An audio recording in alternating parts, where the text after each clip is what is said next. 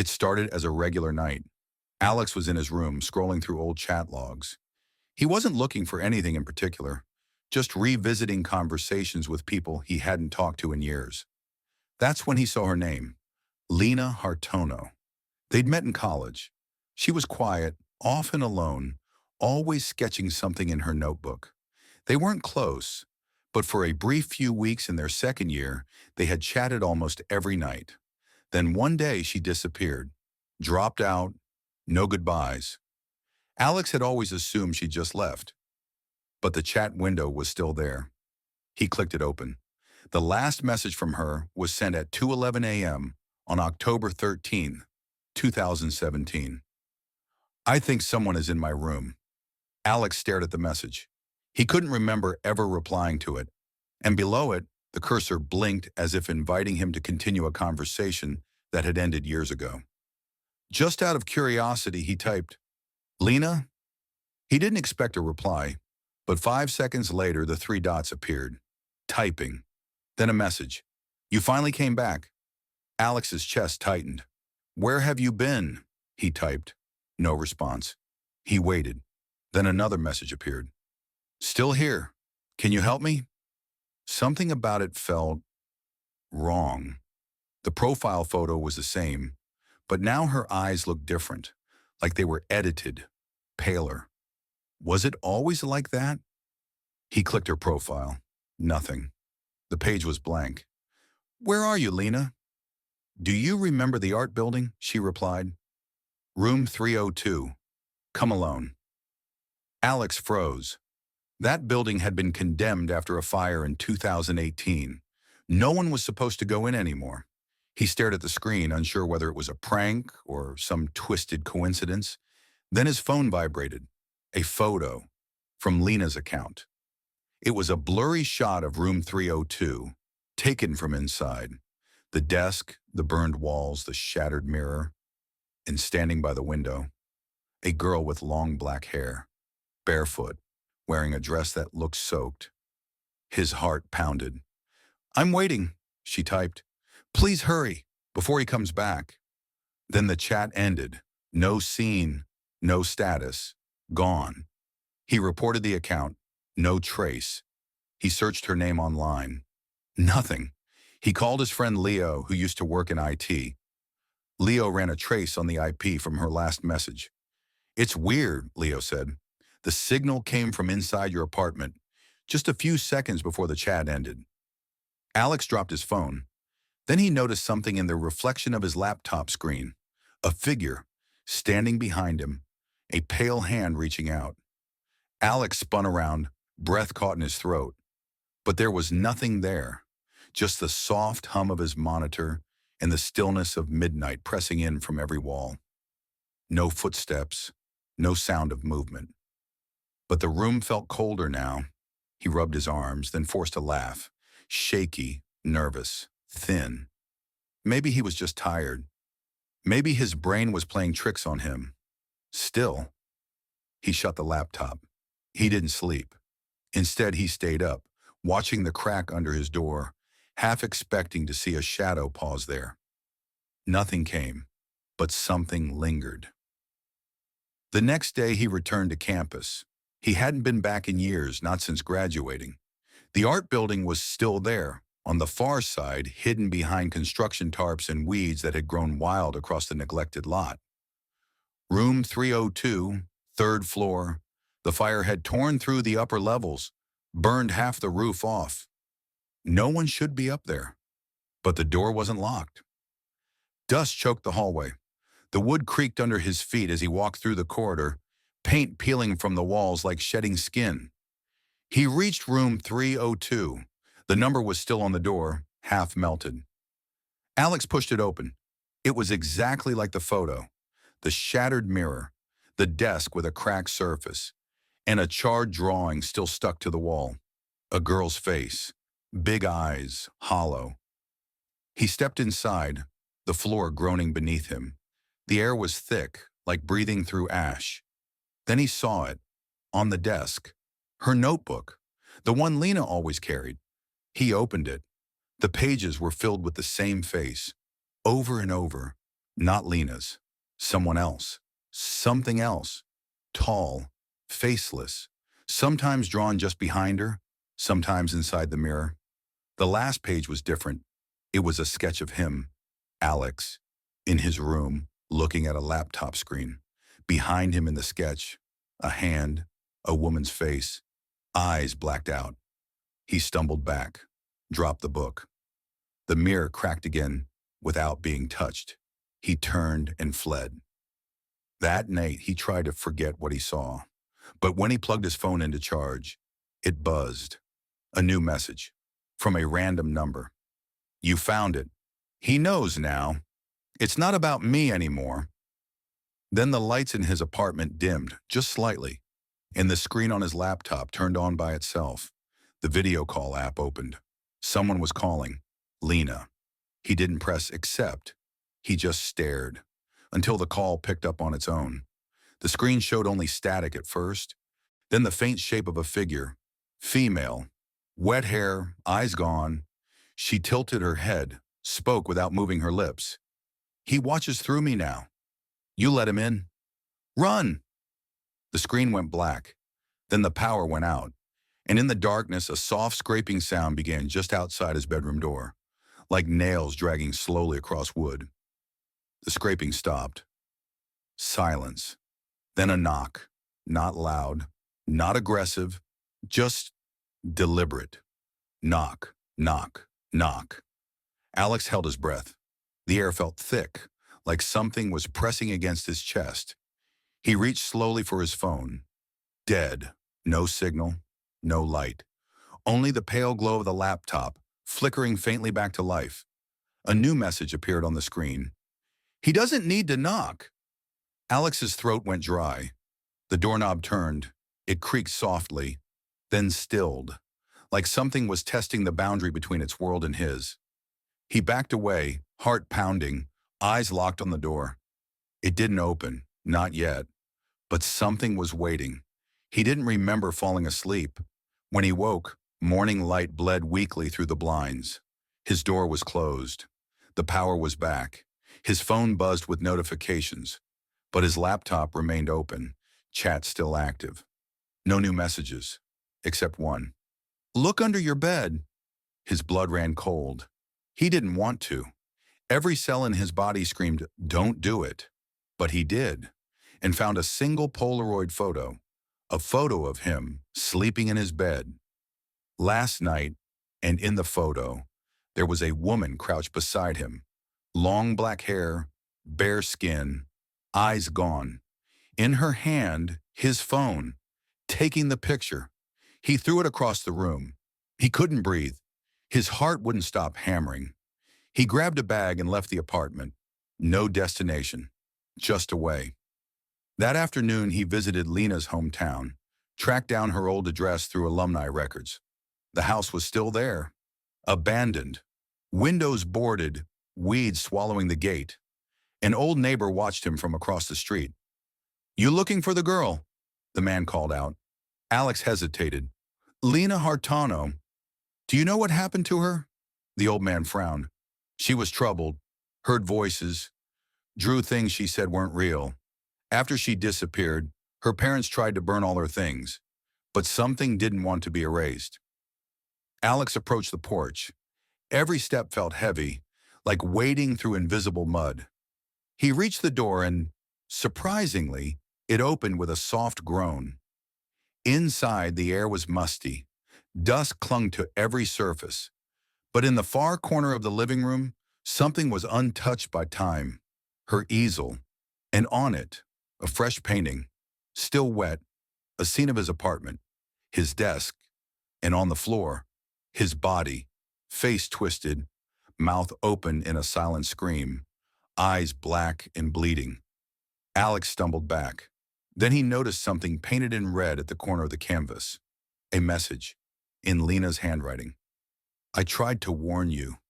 He doesn't want me anymore. He wants to be seen. Behind him, a floorboard creaked. Alex didn't turn around. Whatever had stepped on that creaking floorboard was waiting for him to acknowledge it. He remembered what the message had said. He wants to be seen.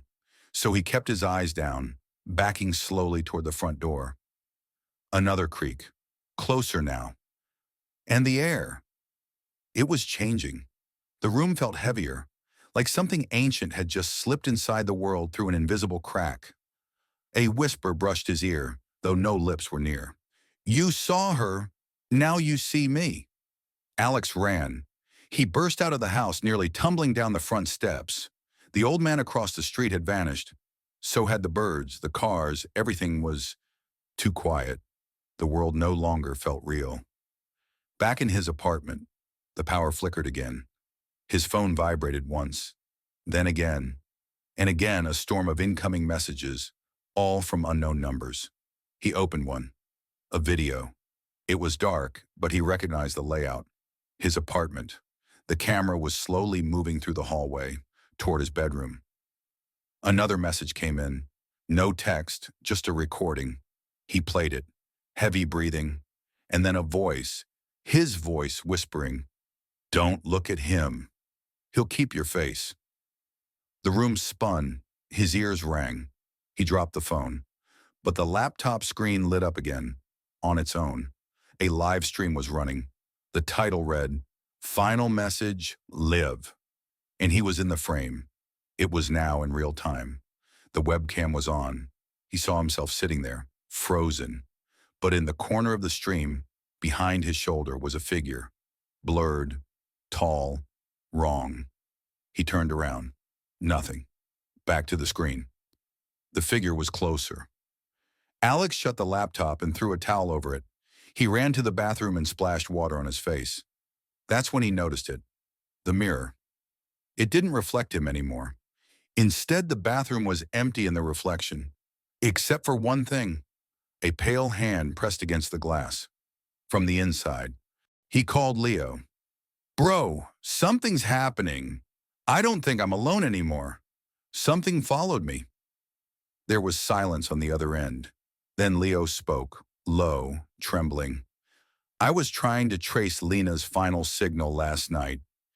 It didn't come from Earth, man." Alex froze. "What are you talking about?" "I'm not joking. The coordinates pinged from above the ionosphere, like orbiting, but only for 0.7 seconds. Another pause. "And then, the same signal came from your room." Click. Call ended. That night, Alex set up his phone to record himself while he slept. He didn't sleep much, but eventually exhaustion won. In the morning, he checked the footage. The recording was corrupted after 2:11 a.m., the same time Lina sent her last message years ago. Only a single frame remained, a still shot of Alex in bed, and something hovering over him, a mass of limbs, blurry but humanoid, its head bent low over his, almost as if whispering something into his mind. In the corner of the still frame was Lina, staring into the camera, her mouth open, a message written on the wall behind her in what looked like ash. "You don't dream anymore," because he's inside them now. Alex didn't leave the apartment for days. Every mirror was covered. Every screen was unplugged. He disabled the Wi-Fi, took the battery out of his phone, and threw his laptop in the bathtub. But nothing helped. He still saw things, in reflections that weren't supposed to be there, in shadows that didn't move with the light. And at night, always at 2:11 a.m., he woke up breathless, heart pounding, the echo of whispering fading from his ears like fog lifting after a nightmare he couldn't remember. He didn't sleep anymore. He couldn't, because now he could hear the typing, somewhere in the apartment, at night, keys clacking, even though the laptop was gone. Desperate for answers, Alex returned to campus again. This time not to the art building, but to the old digital archive lab, where student accounts were stored long-term. He knew someone who worked there, Mira. She used to be Lina's roommate. When he told her what was happening, her face went pale. "You don't know the whole story," she said, locking the door behind them. "Lina wasn't just drawing things. She was trying to trap something." Alex blinked. Trap? She thought something followed her from her dreams. She said it was using the internet to get into this world, through signals, frequencies, like piggybacking on data. That's why she only ever drew with charcoal and notebooks. Nothing digital, ever. Mira handed him a USB stick. She gave this to me the night she disappeared. Told me never to open it. Said it was the last message. Alex hesitated. You haven't looked? Mira shook her head. I hear it. Sometimes when I'm alone. That typing. I know if I look, he'll know I'm ready. Alex took it and left. That night, after hours of staring at it, he finally plugged the USB into a borrowed laptop, one not connected to the internet. It contained a single file, for him.move. He played it. The video was rough, glitches, static, but it showed Lina in what looked like her old dorm room. Her eyes were swollen from crying. The lights flickered. If you're watching this, she said, then it means he hasn't forgotten you either. Behind her, the closet door creaked open. He's not from here, not a ghost, not a demon. He's a parasite, a frequency, a signal that wants a body. And if he finds one willing enough. She looked off camera, eyes wide. Don't let him in through your screen. He doesn't live in reflections. He hides in them. Suddenly, she screamed. The camera tumbled. Then, static. And just before it ended, frame by frame, he saw it. A shape. Long, distorted. Hands pressing out from the edge of the frame, as if trying to crawl into reality. The laptop shut off by itself. The room went dark, and a message appeared on the screen that was supposed to be dead. She was only the beginning. The hallway light flickered. Somewhere behind Alex from the darkened kitchen came the sound of something dragging across the floor, slowly, rhythmically, and beneath it, that sound again. Typing. But this time, it wasn't keys. It was bones. Click, click, click. Alex didn't move. He couldn't. The typing, no, the clicking grew louder, slower, closer. He stared at the dead laptop screen. The message was gone. Now it simply showed his reflection, but it wasn't moving like he was. It was smiling. He backed away and reached for the bedroom light switch. Nothing happened. Every bulb in the apartment had burned out. He ran for the door, flung it open. But the hallway wasn't there. Just darkness, like the inside of a tunnel. No sound, no echo, no walls, just void. He stepped back in. The door slammed shut on its own. Alex curled up in the corner of his room, gripping a flashlight. He didn't sleep. Just watched the walls. Waited. When morning came, if it even was morning, the apartment was silent. Everything was back. The lights worked. The hallway was normal again. But his phone buzzed with a notification from an unknown app. The icon was a black circle. The app didn't have a name. Only one message showed when he tapped it. Do you believe in deletion? Then the screen turned white, and a live feed began, grainy like an old surveillance cam. It showed a girl tied to a chair in a dark room. Lina, but different. Her hair was longer now, her eyes black. Her head jerked with unnatural twitches. He's splitting, she whispered in the feed. He used me. Now he wants out of me. She looked directly into the camera. You opened it, Alex. You're the bridge now. The feed cut out. He sprinted to the campus library, hoping the university servers had old backups of Lina's account. Anything she wrote, recorded, drew. Something she left behind that might explain what this thing was. The archive room was locked, so he broke in. Old terminals hummed dimly in the shadows. He pulled her name from the records and found something strange. A folder. Exosignal. Inside, dozens of corrupted files. One audio recording was intact. He hit play. Static. Then a voice. Lina again. But this time it sounded like she was whispering into a broken radio. He's not a ghost. He's a pattern. A signal encoded in loss. He appears to those who leave their grief unfinished, those with open wounds. He enters through unread messages, through anything left unanswered. Don't just turn off your devices. Turn off your memory. Alex couldn't breathe. He looked down at his own hand. Something was changing. Veins turning black. Fingers twitching on their own. From behind one of the servers, he heard someone breathing. He turned slowly. Nothing there, but written on the wall in ash. You've already said goodbye to everyone else. Who's left to remember you? His phone buzzed again. No number, no notification, just a message on the lock screen. We are almost finished. He likes your face. Alex knew he didn't have much time. The dark veins had spread to his arms now, pulsing like cables under skin. His reflection no longer followed his movements. Sometimes it didn't even look like him. At night, he no longer heard the clicks. He heard typing, on glass. He couldn't run. He couldn't unplug. So he went to the only place left, Lina's last known location, the campus art building, room 302. The police had sealed it off long ago, but Alex didn't care. He broke the window and climbed in. The air was thick with ash. Burned paint still clung to the walls in strips. The easel was still there, right where Lina had left it. But now there was a mirror leaning against it. It hadn't been there before. The glass was dark, clouded, but something inside it moved. Not a reflection, a shape, tall, with hands that stretched too long and too thin. No face. Alex stood in front of it, chest pounding.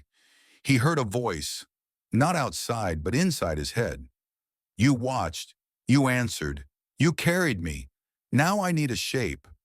The mirror rippled. Alex saw himself, drawn in black charcoal, hollow-eyed, mouth agape. Then he saw others behind him, flickering like glitching frames. Faces he recognized from old group chats, college message boards, comments on forgotten videos. They'd all seen the signal, and none had escaped it. You can stop this, Lina's voice echoed behind him. He turned. She was there, pale, broken, but still her. Destroy the mirror. You'll take it with you. You won't live, but he won't spread. Alex hesitated. Is there no other way? She shook her head slowly. He doesn't die. He only transfers. Choose who suffers next, or choose to end the message. Behind him, the mirror pulsed. The shape inside reached forward, fingers pressed against the glass. Alex closed his eyes, breathed in, and ran, straight into the mirror. Glass shattered. When campus security arrived the next morning, they found room 302 empty. No signs of a break-in, no signs of anyone at all, but a mirror was shattered in the corner, and drawn on the wall, in ash, was a final message. Message corrupted, no host found, pattern severed. Alex was never found. His apartment was cleared out a week later. Everything was gone, except for one thing. His laptop, still open, still recording. One final video. A dim figure leaning into the camera, unblinking, as if it was studying the viewer. Then a whisper. You saw him too, didn't you? The screen fades, and a prompt appears. Accept incoming message, yes, no the end. Or maybe not.